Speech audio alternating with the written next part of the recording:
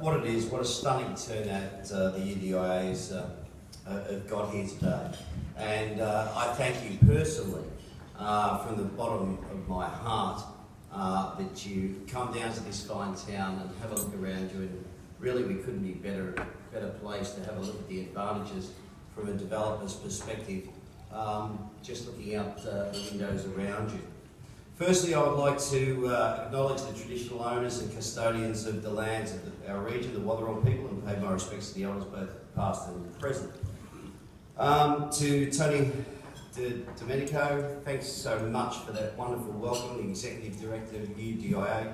Tony and I have known each other literally 3 or 4 weeks, and I've got to say that the communication between us and the share of passion about not only the region but about you guys out there that he shows and works so hard for has been quite exemplary, and I really thank him for his engagement in something that is extremely passionate in this mayor's tenure, to get more development, more developers, and make you all hundreds of millions of dollars investing in our region. The member for South Bowen, Andrew Curtis, who is a late apology, and the reason for that, I've just left him with the Transport Minister, so Andrew may be popping in a little bit later. So he's been working very hard with myself over recent months with regard to this state budget, which has been pretty much sworn to secrecy until this week, but it certainly is a great one for Geelong. To Councillor Michelle Hegney, who's going to chair the Section 86 Committee on Central Geelong. Michelle and I are going to be working extremely closely going forward into the future in our term on council. I've asked Michelle this year if she'd take over the planning portfolio, which has been a weathering storm without a rudder for quite some time, in my opinion. As mayor, unfortunately I can't do everything. I unfortunately always put myself through the turmoil of trying to do everything. But certainly Michelle, I feel, is going to be a real strong advocate for investors in Geelong, leading the task force, and certainly we'll be working extremely closely on not only making Central Geelong a better place, but the whole of Geelong a better place. So welcome to Michelle here today, a very important part of council. To all the special guests here as well. It is my pleasure to welcome you to Geelong and give to you an insight into why our city is an ideal location for property development and investment. Just a week ago, I released our latest economic indicators bulletin, and I can assure you that the figures are very, very encouraging. In fact, I think I called them, I think I nicked it off Paul Keating, but a beautiful set of numbers. In areas such as regional growth, Geelong is a star performer.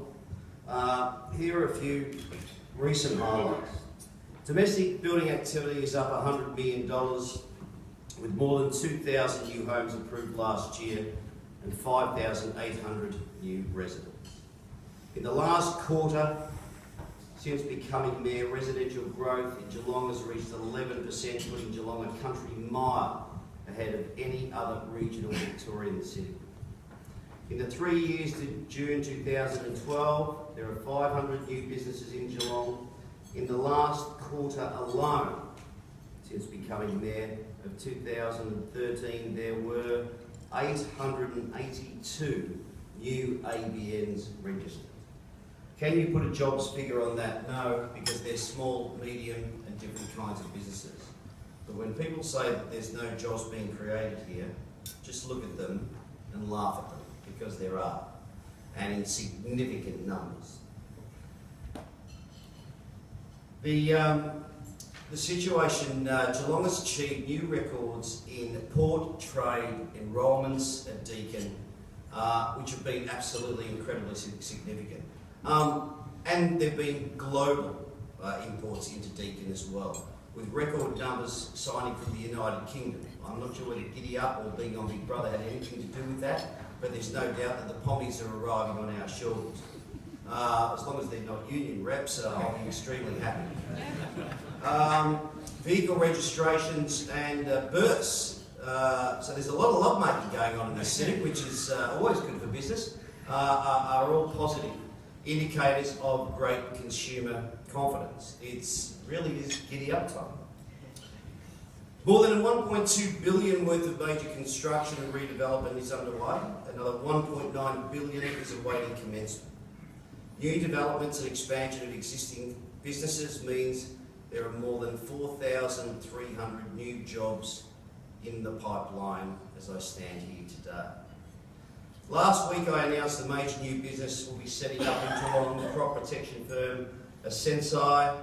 It will bring a $100 million benefit to the Geelong region and create 45 new jobs of day one, and will grow.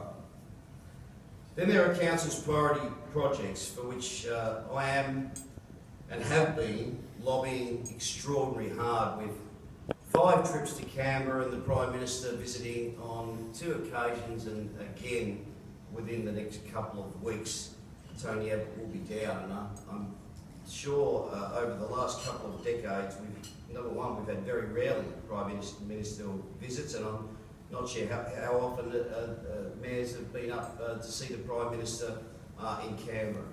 That is the hard work that needs to be done. You need to be in the federal government's face, you need to be in the state government's face to get what you want. This is a mayor who does not like not winning. And I'm sure you people in the room, when it comes to dealing with city and council planning officers all over the state or all over the country, find it very hard at times too.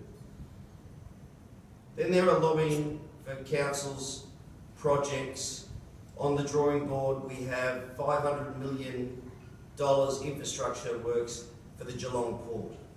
The Yarra Street Pier, which is not only very personal with me, but council's number one priority, NG21, is a project worth $80 million statewide and will develop 520 jobs. And of course there's the compelling bid in which we raised originally, out of Geelong, this idea was born, of land for 100. The Australian Defence Force contract to build the Army's new military vehicle. As a state, when it comes to the way that we run our procurement, there's always really, from the outside looking in before